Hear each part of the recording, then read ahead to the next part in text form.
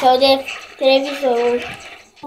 Salutare, numele meu este Daniel și astăzi ne-am găsit. Și astăzi stau la Buscul Gor, că afară e cald de... Se topește pielea pe mine. E vară, mergem la plajă. Da. În primul rând, vreau să...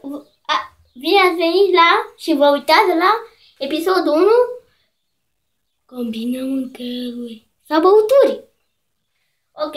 În primul episod vreau să combin un ceai. Am aici ceai. Și lapte. Așa, să iau forfică.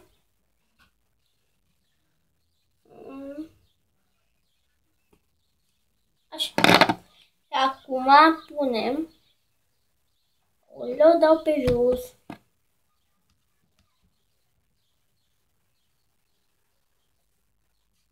Așa. Deci, pun aici lăptic. Aoleu, am dat pe jos. Da, cât am dat.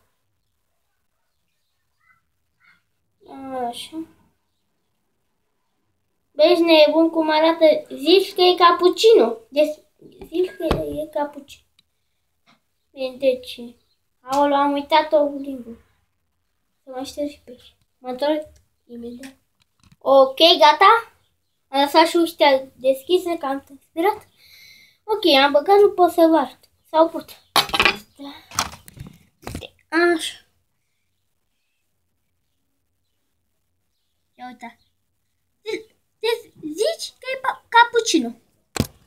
Zici că e cappuccino. Am dat lapte. Amestecăm cu o linguriță. Ioi, cum arată. Pe o parte alb, pe o parte este maro, mai deschis. La grăsime. Mănânc mult. Sunt în creștere. Ok, acum. Testul decisiv. Ce gust are? Puteți să faceți și voi acasă.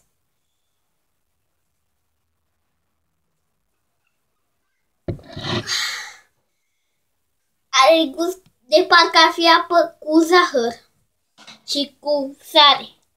Serios. Și...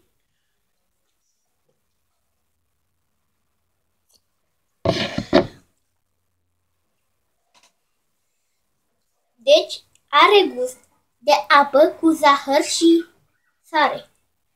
Și cu puțin uțet. Serios. Așa are gustul.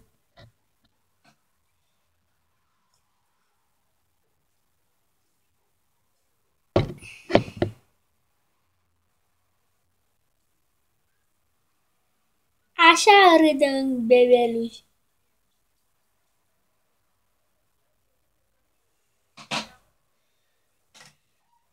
Așa râde. Puteți să o faceți și voi acasă, repet.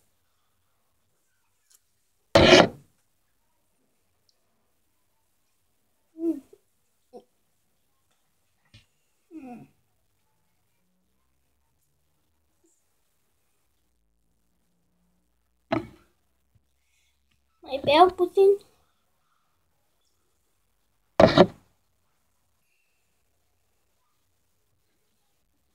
Nu e deloc bun la gust, să știi. Nu e. Nu e deloc. Am dat ceva pe jos.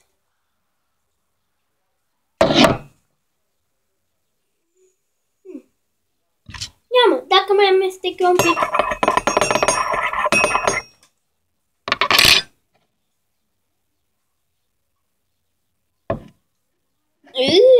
Acum are mai mult gust de sare și oțet.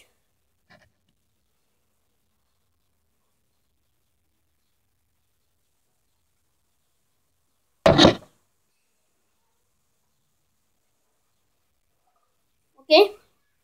A băut?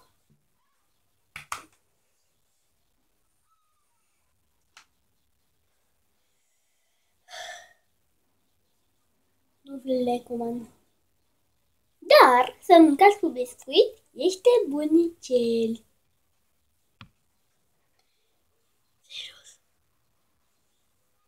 Până data viitoare. Pardon. Până data viitoare, eu am fost Daniel și vă spun pa, pa! Dar nu uitați de like, share și subscribe. Până data viitoare, eu vă spun pa, pa!